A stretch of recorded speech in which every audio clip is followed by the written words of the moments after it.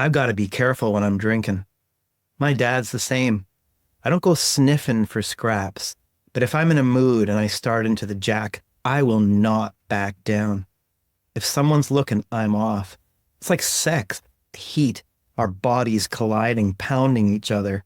Sometimes, after, we help each other up, shake hands, admire each other's bloody faces, even hug.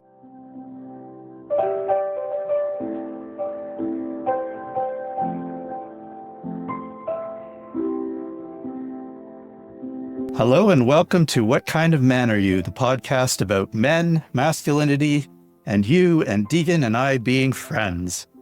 I'm Chris Garbutt, a writer and communications professional. I'm Degan Davis. I'm a poet and a writer and a Gestalt therapist. I'm just laughing. We were deciding what poem to read just a few minutes ago, and this is on friendship. And here we have two guys pounding each other. Then at the end, coming up and saying, respecting one another's strength, even hugging. And that story was told to me by a relative. Big guy gets into fights sometimes, and he said it's happened more than once. And I've got stories afterwards of that. So we're coming at friendship from the start, from what may seem at the beginning very far from the idea of friendship, male friendship. But one of the things I thought we could do at the beginning was actually talk about famous male friends and duos. Okay. So I'll throw some out and let's riff. Okay. Some of these are old. Well, one of them was classic, Sherlock Holmes and Watson. Oh, yeah. And then I was going to the 70s and 80s for television, Starsky and Hutch. Yep. Bo and Luke Duke from the Dukes of Hazzard. I'm not really sure where that stands. They're brothers, though. So brothers and friends, I guess. Brothers and friends. I mean, some of these being very classic duos, Batman and Robin. I was even thinking Calvin and Hobbes. They're friends. Yeah. Calvin and Hobbes. That's my favorite cartoon. And Robin Hood, Little John. Yeah. Any others that you can? Well, off the top of my head, I can think of Lennon McCartney. Right. Who else? I felt so good. I felt so proud of Lennon McCartney. Yeah. I blanked myself out. It's interesting you mentioned Lennon and McCartney because we're talking about friendship, this podcast. We're also talking about mentorship. And I think they are different, right? Friendship doesn't have any hierarchy in that way, and mentorship often does. But, you mentioned music and the Beatles, and I've got some stories of musicians have mentored others. I guess there's also Tom Sawyer and Huck Finn. Right. I've been preparing for this podcast over the last week and really thinking about male friendship. But you had to pause there. It's not that easy, I found in the last week, to think of works of art, classic television shows that are centered on male friendship. Again, I'm saying to readers, listeners, prove me wrong. Prove us wrong. Prove us wrong. But that's a good point, though. And, and I think you have this whole subgenre of friendship, art, movies around the word bro and the word bromance. And to me, that has this kind of faint ridiculousness to it. And I'd love your take on this, because in my sense, bro is always either like two guys that are maybe drinking buddies, or they're kind of lost and they hang out with each other. There's something lost about a bro or a bromance. Is that your take? The first time I heard the term bromance was after there was a movie that came out. I think it had Paul Rudd in it. I don't know who else was in it, but it was called I Love You, Man. Right. I never saw that movie, but that's the first time I heard the term bromance. And when I think about bromance, does it feel vaguely homophobic to you? Yeah. Men can't say they love each other because that means they might be gay. Exactly. And it's like, what? Yeah. On the other hand, it's true. This is a fact of our existence in our society. You and I call each other man all the time. Bro feels like kind of a distancing word to me. You are more like a brother to me than a lover. And it's like, we're both straight men. We can handle this. Yeah. There's an inherent suspicion or judgment inside the word, particularly bromance, but bros. I suppose you could say like, yeah, they're bros. But a lot of time it has that suspicion in it. I was thinking, There's no comparable word for female friendship. I can't think of one that you could throw people with that faint sense of homophobic or just that discomfort of men being together. So you have to have some slightly ridiculous phrase to name it. But I can't think of one like that. Friends call each other like bestie or best BFF. But that doesn't have a negative connotation. No, that's true. That has closeness. Yeah. I mean, we talk about the male script, right? Yeah. I have loved the Elena Ferrante quartet of novels, which begins with My Brilliant Friend. It's a set of 4 novels. And that is one of the most profound examinations and explorations of female friendship I have ever read. And it follows this incredible bond, these intimate betrayals, love, jealousy, incredible distance over their lives. It follows about 40 or 50 years and this unbreakable closeness. And I felt myself longing to read about male friendship in that way, the complexity of it, particularly over a lifetime. And I want to say to the listeners, please prove us wrong. Maybe there are wonderful stories that go into the intricacy of male friendships, but I don't feel that they are as present in culture. Well, we talk about in previous episodes about mediated connection. Everything between men tends to have to be through an activity or talking about that activity. So sports was our last episode. Let's think about some of these people we mentioned. A lot of those pairs of friends worked together. Yes. Or they made music together. Or put masks on together. Or put masks Batman on. and Robin. Oh, Batman. But they worked. That was the thing. They worked together. But even Starsky and Hutch, they worked together. Sure. I just thought of another one, Butch Cassidy and the Sundance Kid. They were doing a job together. Don Quixote and Sancho and on an adventure, right? Right. And so I guess even Frodo and the band of hobbits had to, there might be something to them, though. It feels like it shows a little more vulnerability. The Hobbit friendship. Yeah, the Hobbit friendship in Lord of the Rings might be. Well, they're cute, right? They can get away with it because they're cute and they're the underdog. Right. When they head to Mordor with their swords, we're so backing the underdog. Right. So their friendship, which can seem sweet, is bonded by this iron will and bravery. Yeah, true. And also it's a bit hierarchical in the sense that they refer to Frodo as Mr. Frodo. Right. He just refers to them as their nicknames. To me, when we talk about bro and bromance, the opposite of that, and I don't have a word for it, would be the untouchable iron male friendship. If friends are going through a war, a sports event, a game, a tragedy, a divorce, and any intense experience that you share with a friend, I think that it's almost, I had the image of iron being melted in a smithy, blacksmith shop and being recast as something. It's almost as if the ingredients of this friendship becomes joined and recast in this unbreakable way. And that to me seems like an almost archetypal story in men. Can you give me an example of? Well, one I'll give you from my grandfather, my mother's father. He was a paratrooper and in the Second World War, and he commanded a group of men, a squadron of men, and one of them challenged him early on. They were, I think, only 18 years old. And this man named Jim challenged my grandfather, and they fought like the opening poem. They fought it out, and at the end, they did the exact same thing. One helped the other up. From that moment, they were inextricably bound. To add to that, they parachuted into Sicily, into Germany. They were held in Stalag 8, the prison camp together. Wow. They escaped from this prison camp right close to Auschwitz and walked back. And I was just looking last night at the walk they took from just outside Auschwitz to Odessa, at least 1,000 kilometers.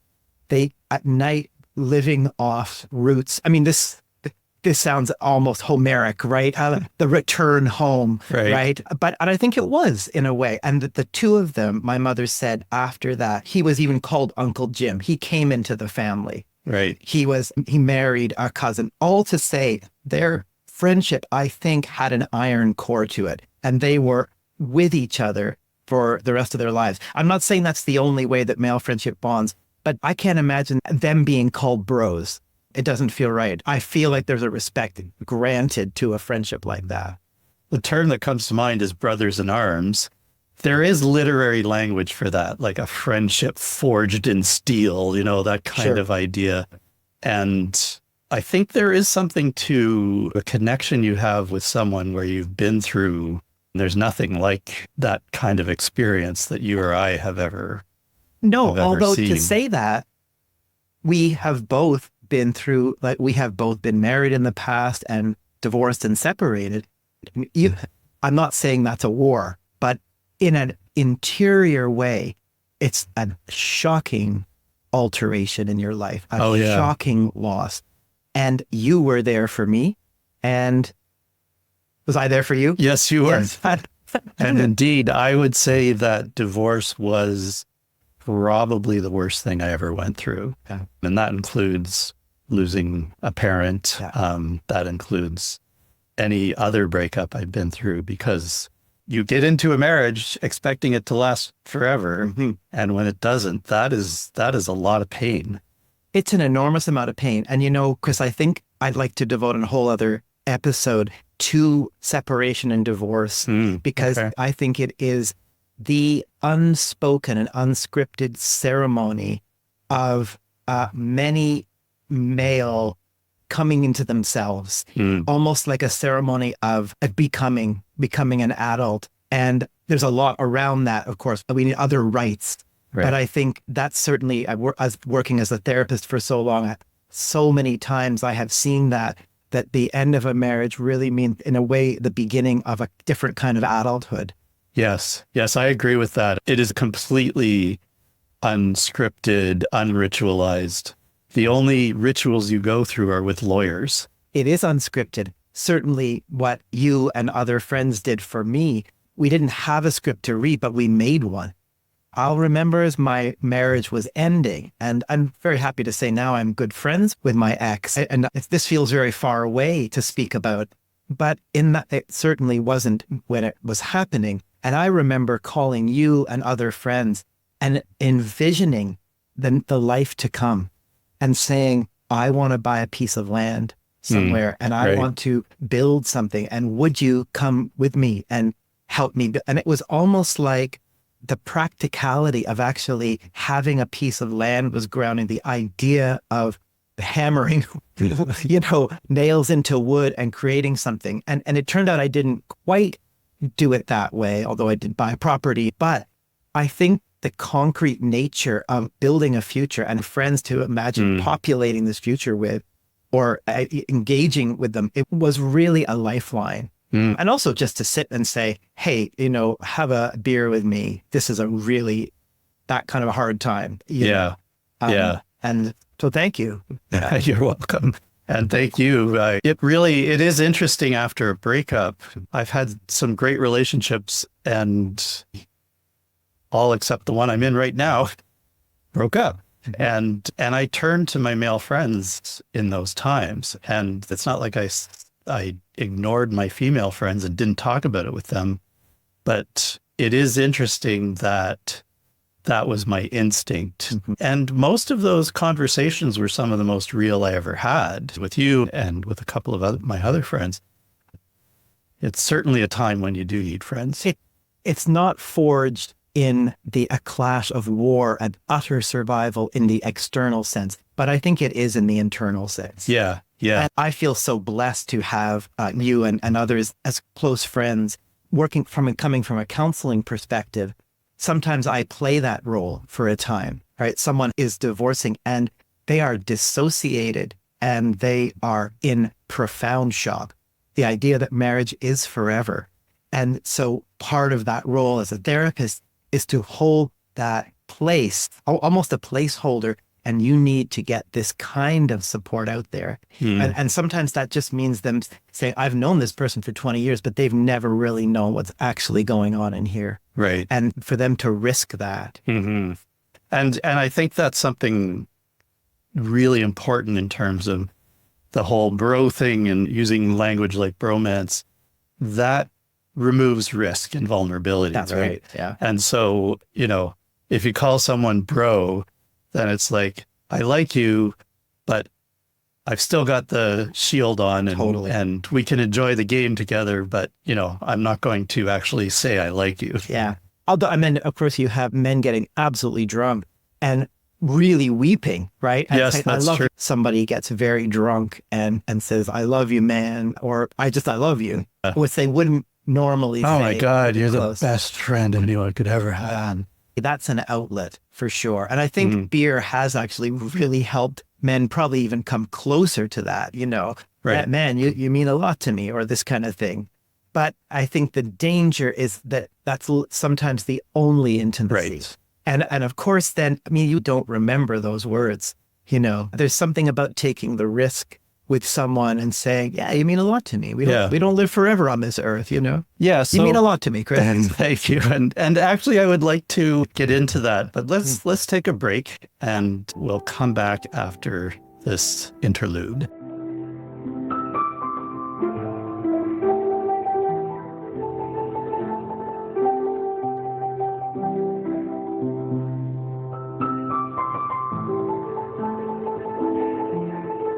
So we are back. I'm just realizing, Chris, that just before the break, I used my bro-y voice. I was like, I mean a lot to me.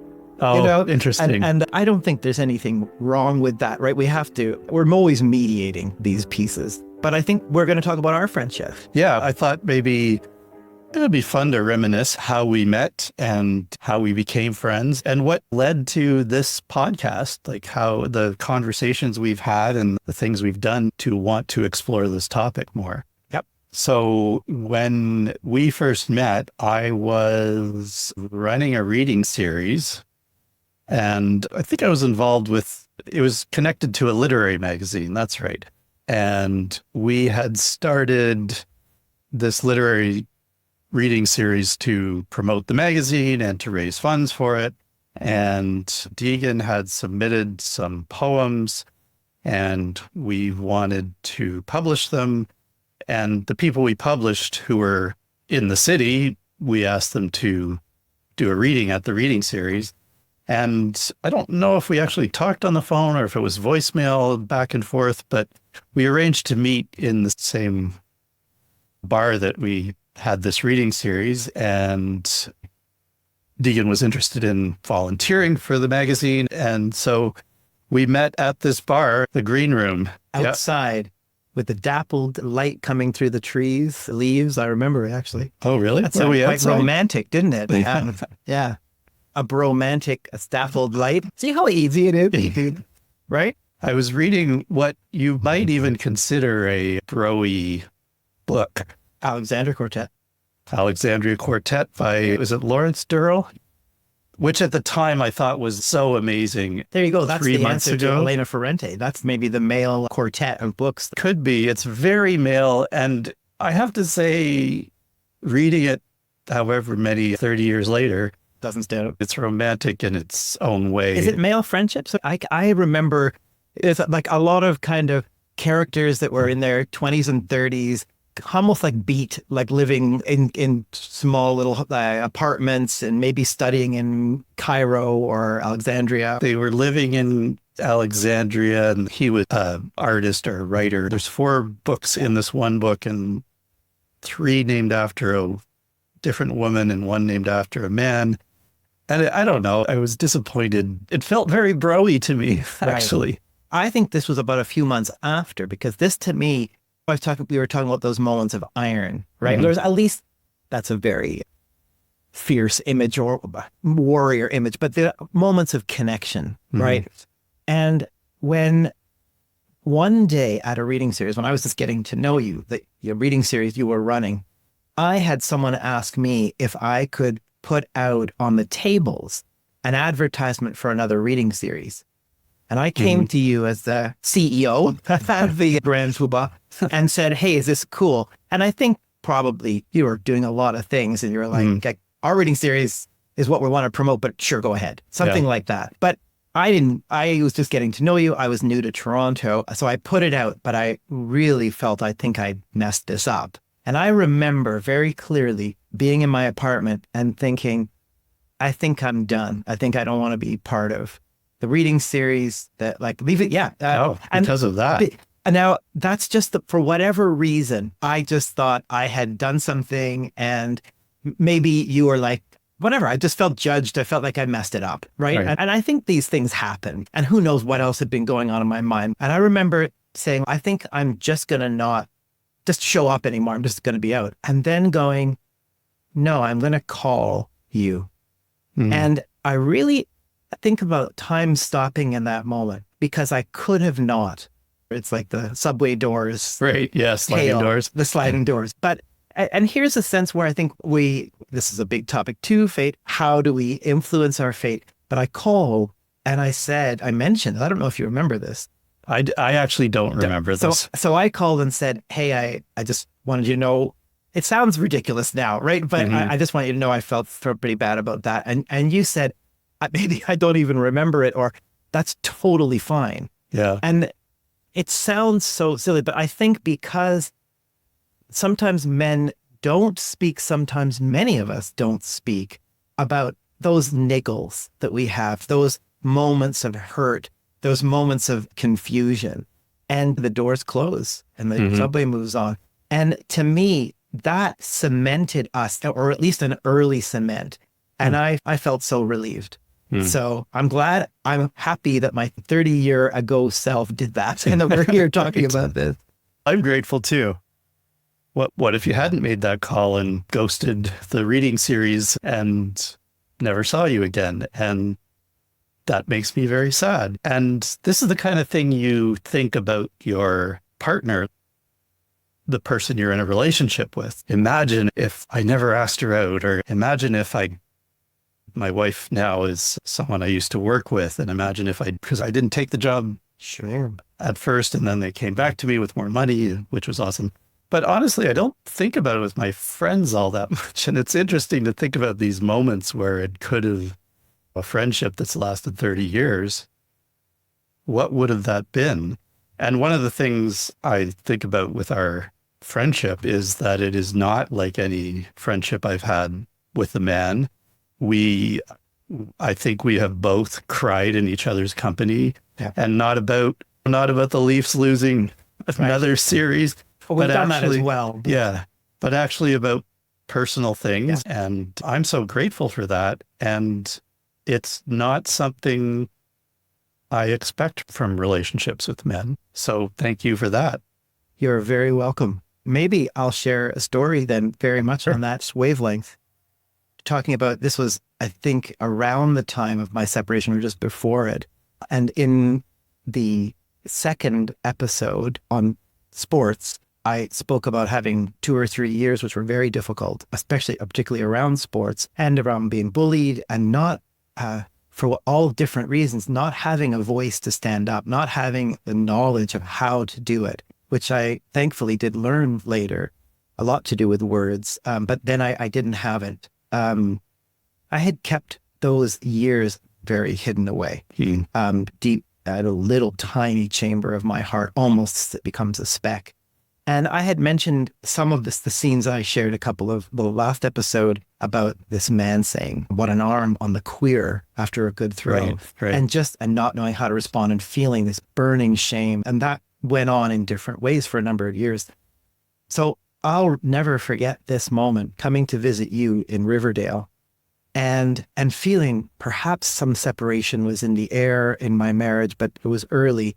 But more than that, I think beginning to unearth this speck of a chamber in my heart and pull it to the surface, which is a strange kind of witching hour, right? Or witching time, right? You begin to unearth this stuff that has been buried for a long time, and you start to feel these memories more vividly. And I don't know where I really got this from, because I don't remember anyone saying, share stuff with your friends. But I'll remember sitting on a couch in your apartment, big, long hardwood floors, and in the evening, and I was tired, I'd been on a plane. And I said to you, and just as the words were coming that I was going to share something, I actually thought, I will A, be struck by lightning, and that's okay, I'll just die. B, you will reject me. I'm tired and I'll just say, screw you. I don't know what. But I did think these things. I did have this trepidation. And I said, I think something very simple. Chris, I had a couple of years where I was really bullied. And to me, the moment after that breath, for you, it may have been nothing, half a second. It was an expanse of time where the clock goes and everything stops and the colors change. I'm suspended in this moment where I am bringing out the most painful thing I can say. And do you remember this? I remember the conversation. Yeah. You have since told me what it meant to you, and it didn't seem like a big deal to me at the time. So you're watching a movie. It's just me saying, hey, God, I was young, had these hard years. It's like you were bullied. So was I. So the interior and the exterior are wildly different. Right. And you said, from what I remember, oh man, that sucks. And I had some similar experiences. And just to continue for a moment with this, in that interior and exterior place, and I will say this, listeners, in the moment after you normalized that and just said, whatever, that happened to me too, and we're there. I was very tired. And I think when you've been holding a weight for, we were talking 25 years, right? There's an incredible exhaustion after that. And I think I said to you, Chris, I need to go to sleep right now. And you're like, no problem. I was sleeping on the couch and I closed my eyes. And this is where life, outside of gender, masculinity, femininity, all of this is where the sort of subconscious and the place I think of art and of our deepest shame and also possibility. I closed my eyes and my subconscious had immediately created an image. And the image was that I, or a homeless man with rags and sweat-stained armpits, was pulling a vast garbage can full of black banana peels, stained coffee cups, stinking, reeking garbage. And he, or I, was pulling it up the stairs into a marble mansion. I think the friendship that we had was that mansion. It wasn't actually a mansion. I think it was like a beautiful, it was a palace. It was something absolutely grand and spacious and light and beautiful. And here I am pulling in the starkest stuff of me. And I'm in awe of that living or waking dream that was saying, you have done this. And of course, these pieces have to integrate, right? It wasn't that angels came down and stripped me of my clothes and gave me a beautiful suit, right? A big robe over you. A robe over you. But I think ultimately that's where I am now. I'm wearing the robe now. Right.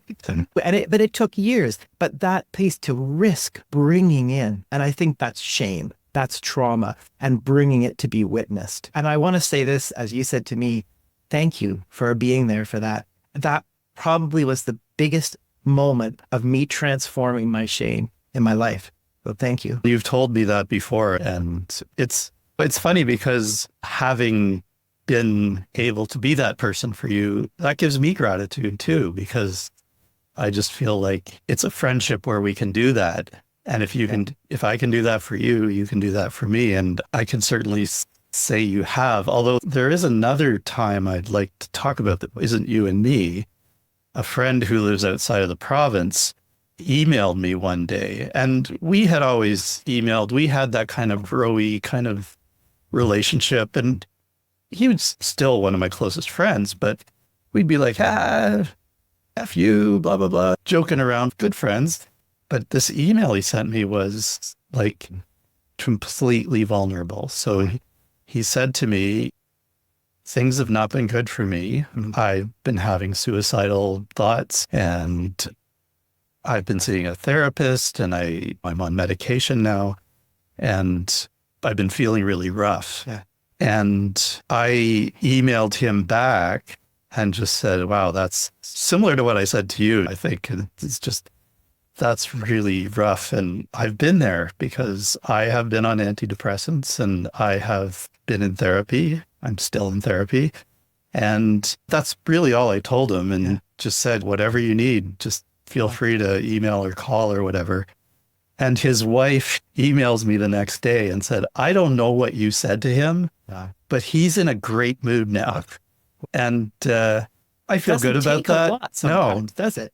And I'm not trying to say how great I am here, but I do feel really good about that. And it was an anti-bro moment, right? He took the risk to reach out, and you met him in a different place. The one thing I feel about our friendship and our history, I felt it almost from the moment I met you, is that you and I have been able to go there without something bad happening. Like I feel... Like a break and then a repair, you mean? No, more like we don't have to have something bad in our life happen before we can talk about our feelings, quote unquote. We could do that before divorce. Because exactly. Because one thing I remember when we first met, I was reading that book, and you had read it, the Alexandria Quartet. So when we met, I was sitting at the table and I put the book down. He's, Degan says, I can't remember there was something that you loved about how he described the ocean or the sea hitting the shore. And there was a line that you really liked. And that was 30 years ago, so I don't expect you to remember it. But that's not the kind of thing a guy usually would say. When you start a friendship, you're getting to know somebody. Right. And so what do you risk early on? And I think I've paid the price sometimes for, this is an interesting topic too, how much we put out and how much we hold back and when we take risks. And certainly I felt like I got burned perhaps for being too enthusiastic very early. And that's a whole other topic. And at that time, maybe it was a bit mediated or titrated, but I think you can pay the price. I know in my own life, I've had people who I think judged me for being maybe in an archetypal sense, having an overt feminine energy. For example, if you think about that, I'm talking purely archetypal, not man, woman here, but the idea of flowing creative energy. And masculine archetypal energy being controlled. Aggressive or contained. In this way. And I think to me, health is a balance of those. To say, I will hold myself in here, I will express myself there. And because had you been somebody else, it might have been like, what the F and what are you talking about? Perhaps. But we connected. Or it could have been like, all right, weirdo. Sure. Or what? Yes, exactly. I just want to say for a moment here, though, that the words about your friend reaching out to you and you supporting him, we carry each other. And it seems like we can carry each other with almost the smallest gestures. That's what touches me so much about that. He didn't need you to fly out there. Or whatever else. He just needed to speak it and be heard and have you say, I'm there. If there's anything I can do? And I think that seems so simple when you express it now and tell that story, but it's not simple for people who do not have the language. I don't know how many times I have said to a male client, who do you have that you could share, even that you're having a bad day? Some would say, nobody. We don't talk about anything. And so the work then is, who comes to mind if you were going to express something? If you had to, sometimes I say, if someone had put a gun to your head and you had to say something. Help, there's a gun to my head. In a way, this again goes back to this poem, right? I think we can do a podcast purely on violence. And I think we should. And I think we should do a few. We have men's violence against men. We have men's violence against women. We have all kinds of pieces, femicide even. It's a huge topic.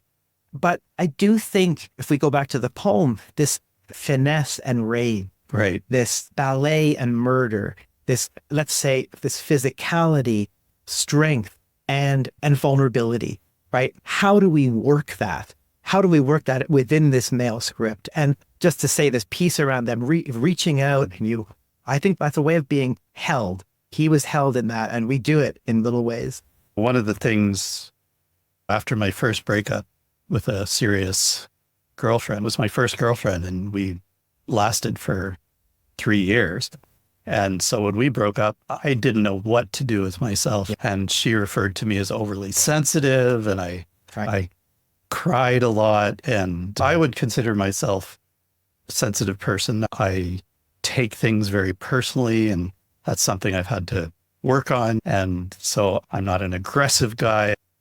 I could count on 2 or 3 fingers the number of times I've actually been violent, maybe a little more with siblings when I was a kid. So this idea, I always talk about how my primary value is kindness. And I've had people scoff at me. Once someone asked me in a job interview what I valued most, and that's what I said. I didn't even expect to say that, but that's what I said. And then they reworked the question so that I would say something else, right? And in the long run, I think that actually kindness has served me well in the workplace.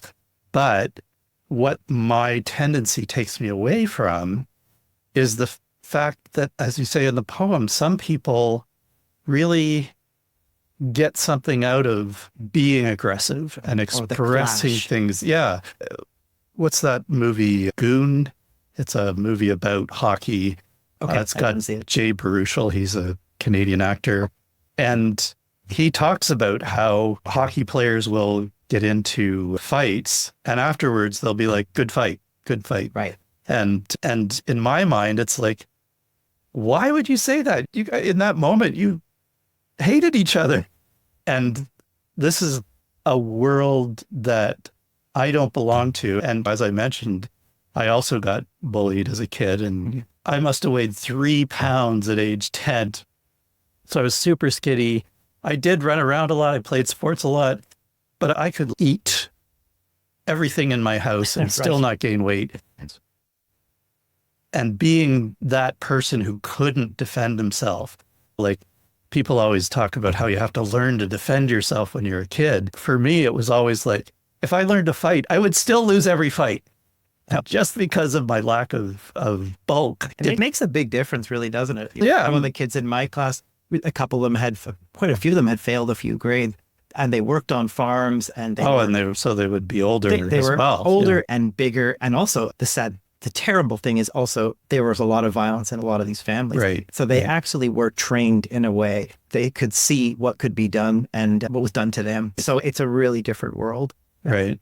Yeah, and so I read an article about a mixed martial arts fighter, and he was poetic about the beauty of the violence in mixed martial arts. I can't stand watching it. Like, to me, it's a dumb sport. I think it's reprehensible myself, but there's something in it where people find something energizing and exciting. And we talked a bit in sports about how it's this kind of gladiator thing. And again, there's that finesse and rage. And so first thing I thought, when I thought about that in terms of hockey, Marty McSorley, the enforcer, and Wayne Gretzky, the guy he was protecting. Yeah. And there's a friendship, right? There's an integration of these forces within two bodies. Right. Yeah. And those of you who are listening who are under 50, when Wayne Gretzky got traded to the LA Kings, he demanded that Marty McSorley come along because he felt he needed someone like that to other team goons off of him. Right. Yeah. And that was a shield. But that's a loving thing to do in a way. Like, you are, I am protecting you, and you are going to do great things because of my protection. Yeah. And that's also old school male-female relationships too, right? Very much that archetypal kind of protector. Archetypal. I think we might need to get our heads around that and take a break.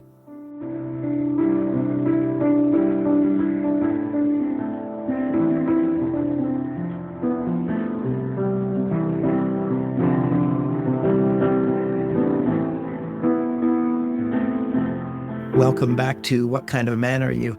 Well, we have been speaking about, in a sense, these kind of polarities, I suppose. In one sense, vulnerability, and the other, a kind of shielding or physical adeptness or violence. And this brings to mind a Facebook comment that we had just recently, someone saying, could you do a podcast on raising a boy today? And that certainly, we will get on this, because that's a question that comes up so often. And just to plant a seed of some of the things we would talk about in that would be that I don't want to see, let's say, violence, or let's say aggressiveness and vulnerability. I don't want to put a judgment on these places, particularly aggression and vulnerability, because growing up as a boy, there are arrows, right? There are slings and arrows.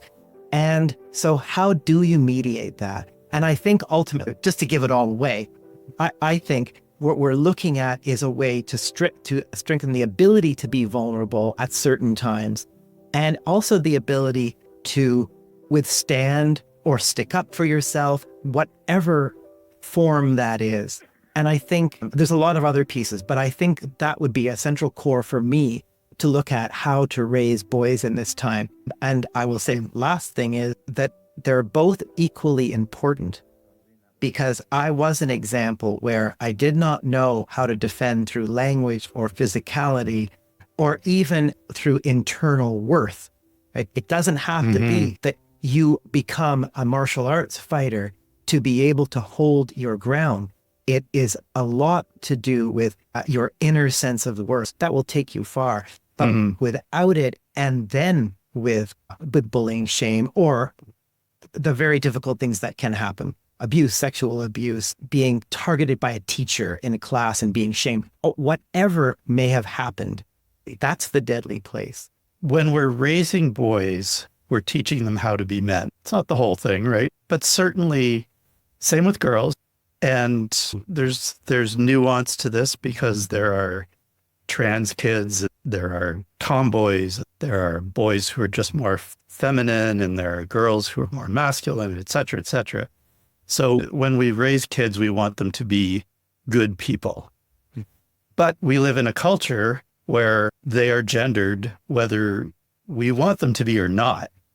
And they're seen as that gender. Where I'm going with this, because I do think this is a whole other topic for another episode, is how do we learn? How do we learn to be men? How have we learned to be men? It takes us a little outside the friendship thing, but you were just talking to me about this. One of the subjects that Chris and I have been talking about is mentorship, which I think stand adjacent to friendship. And I mentioned earlier that, of course, one of the differences is it has a hierarchy to it. I don't know how you feel, Chris. I feel we don't speak about mentorship very openly.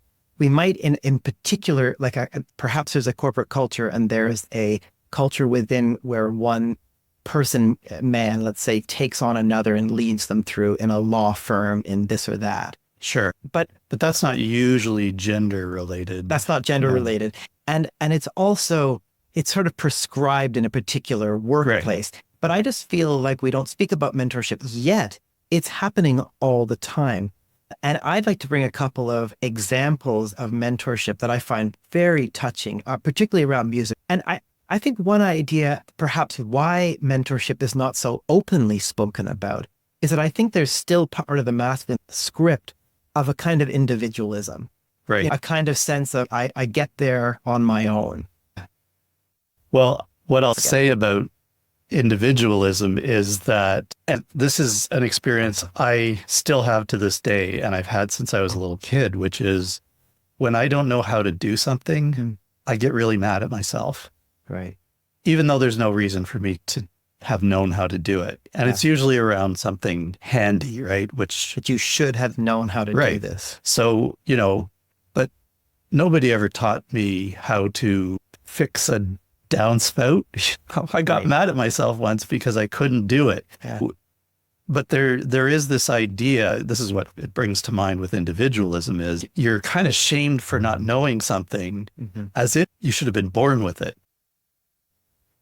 Well, that actually leads very well into my question, Degan, which is, you talked about these mentors who you never met, Is there someone who was a mentor to you in your actual life? That's a great question. It's interesting, this question, because I think when I grew up the way I did, we talk about individualism. And another way to look at it is that those of us who grow up without a lot of, say, emotional support have to learn to do things on our own. Mm-hmm. And so it becomes very difficult to reach out for help. And you kind of think, I certainly thought for a long time, I can do it all myself. And then I reached a point where it was actually, I can't. I'll answer this question in different ways. One was, I'm thinking about you because we used to meet weekly at Popper's Pub and other places and exchange writing. Right. And there's something about showing a piece of writing. We still do this now. We did this last night, 2 nights ago. And to show a piece of writing and to have you say, here it's working, here it's not, that's mentorship. You're saying, here's what I've seen in my understanding of literature, and here's my take. And that took a very long time for me to be able to ingest and make. And now it's easy, but it wasn't. And so I would say you and others in that way were mentors. I think a good friend of mine named Stan Dragland, who passed away a couple of years ago, he was a dear friend. He began Brick Magazine and Brick Books, and he published actually a lot on masculinity as well. And he was older than me by about 30 years, 25 years. It wasn't in an explicit way. He did edit my work at times, but I think he was an older man who had remarkable experience in reading, in thinking, in consciousness of how to approach a sentence, how to approach a work of art if you're trying to write it, or even a project. And there was something about his integrity and in everything he did and talks he would give that I was around for 5 years when I lived in St. John's. And I think that was a kind of informal mentorship. But I suppose one of the beautiful things was too, we used to play music together. Right. He would bring these songs from the 30s, you know, and so he was a mentor of music in a way. He would say, let's play Rock Island Line. I think that was more from the 50s. And I would come out and say, sure. And now let's play Bizarre Love Triangle. And so we exchanged, right? So musical polyglot. Yes. And I know we talk about mentorship and friendship. I think sometimes they can blend because there were moments where he felt like he was the man of letters, right? With this history. And I was like, whoa, I could learn a lot. And there were times where I'm like, yeah, you know, I'm going to play this guitar riff and we could share back and forth. So first I'm going to tell you a joke because you brought that segment in. Oh, we didn't do dad joke of the week yet. We're doing it now and then I'll ask you a question. Okay. Knock, knock. Who's there? Interrupting cow. Not doing it. Oh, terrible. All right. Okay. Dads can be friends or whatever. Question. We were talking about mentorship. I think what is coming to me here is that I don't think the male script has a lot of sub-clauses around mentorship, right? And I'm thinking a lot about writers or musicians here. I know more about them than lawyers. But I think they end up certainly mentoring one another in different ways. I'm thinking about James Joyce, who was very influenced and deeply impacted by Ibsen, the playwright, who I think he felt, oh, here is someone who is writing words and dialogue as they are spoken. Which when he did that in Dubliners, he couldn't get Dubliners published for about a decade because it was obscene to many publishers. And in fact, that happened to him throughout his publishing life. Ulysses was banned and that. But all to say, he knew very early on that he needed a teacher. Because he was in a way, very arrogant and brilliant mind who, he rejected Yeats quite early on and said, what, you don't have anything to teach me. He said something about Yeats. This is funny to switch the mentorship role. He said, I've met Yeats when it's too late for him. Okay. How's that for self-confidence? And I think he knew himself. I could use some of that. So I think we artists find we find those we need. And I wanted to tell two quick stories that I absolutely love in music. One was there's a beautiful and brilliant autobiography by Bruce Springsteen. I forget the title. And if you can get it on audio, he reads it and it's wonderful. And in it, he talks about being influenced by Bob Dylan early on. And you can hear it very much in those first albums. And one day, I think he's put out his, maybe like it was the Born to Run album. And backstage, in some event, he meets Dylan. And so just like we would be with someone who has meant so much to us, he puts out his hand and Bob Dylan says, "If there's anything I can do for you." And means it, and Bruce Springsteen thinks as if you could do any more than you've already done. But I thought the acknowledgement of that struck me as rare, that this, particularly between men, particularly you think about, Kendrick Lamar and Drake right now, that's extreme, but these kind of professional jealousies, let's say. And here's these people absolutely saying, you meant so much to me. The craft of our art is so important. And there's just one other short one that I love. There's a writer named Alex Ross, who is the staff writer for music in the New Yorker. And he's written a brilliant book. I keep using brilliant, but they are, I'll stand by it, called The Rest is Noise, which is a history of 20th century classical music. And there's a moment where Igor Stravinsky, Rite of Spring composer, is in a bar in New York. I think it's New York. And Charlie Parker is playing, the great saxophonist of the bebop era.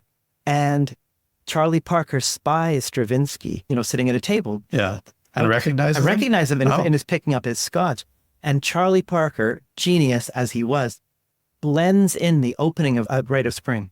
Wow. Something like that. This minor, slippery melody. And Stravinsky chokes in his scotch down and looks up. And there's Charlie Parker. There's this nod to how much he's meant to in this little moment, Yeah. It's beautiful. So I just want to mention something else, and we had talked about it recently, the Tragically Hip. I remember sitting with my daughter. I have two daughters and a son, and my daughter, who's 14, almost 15. We were in Huntsville at a cottage, and Gord Downie had been diagnosed with brain cancer. This was his last show, and I think it was. And it was televised on the CBC. One in Kingston, yeah. Yes. And I wanted her to stay up for this. So she's sitting on my lap. I'll never forget it. And we're listening to him, all of these songs that I think have really been for us and for many, many people, a kind of soundtrack to our lives. Yeah. We were about their age, right? We're about their age. And so everything from, Nautical Disaster and Blow It High Dough and New Orleans is Sinking. New Orleans is Sinking, right through all the way through, Locked in the Trunk of a Car and on and on. Poets. And here is this band on stage. And, there are moments, they know this is their last show, and they have known each other literally their entire lives, or certainly since 16, 17 years old. And there are moments, there are hugs. There are moments where they're kissing on the lips, and they are hugging, and they are crying in front of millions of people. And I think I heard a woman on Facebook saying how rare that was to see, and how beautiful and almost how relaxed she could feel that men could actually show love in this way. And yeah. Phil.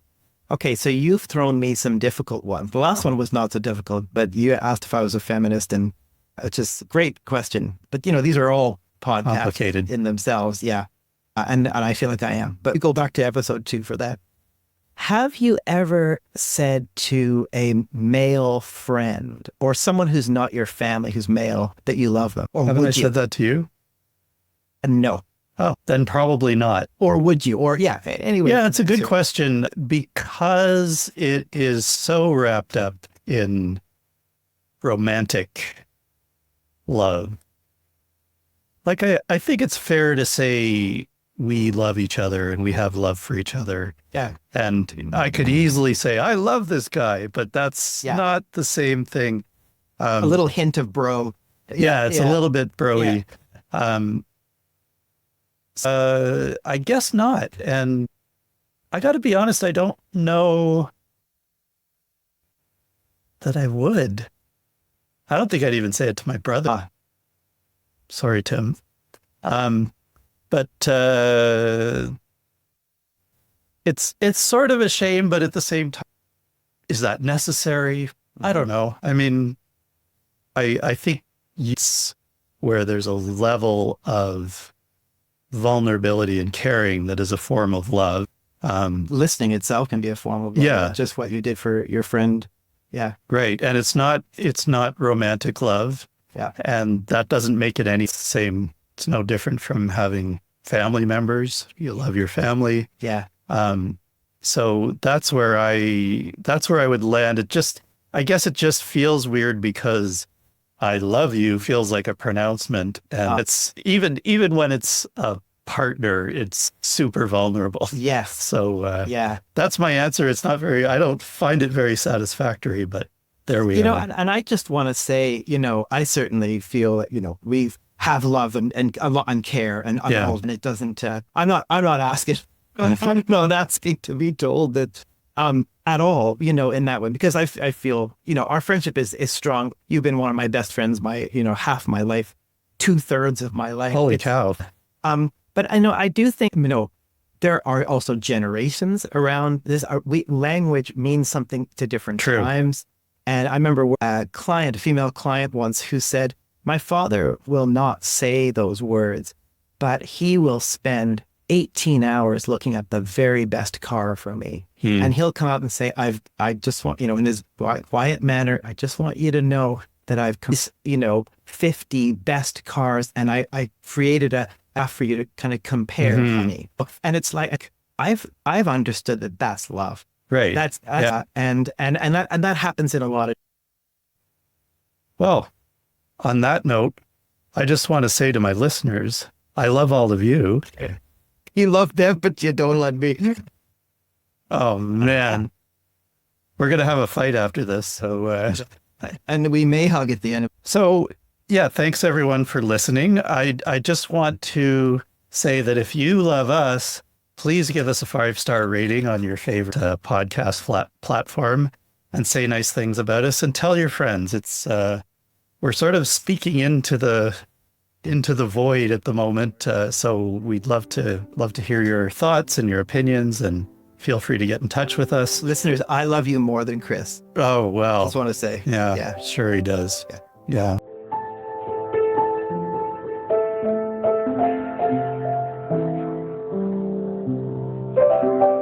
What Kind of Man Are You is hosted by Chris Garbett and Degan Davis. Produced by Chris Garbett at VQC Media. You can support us at buymeacoffee.com/Chris Garbett.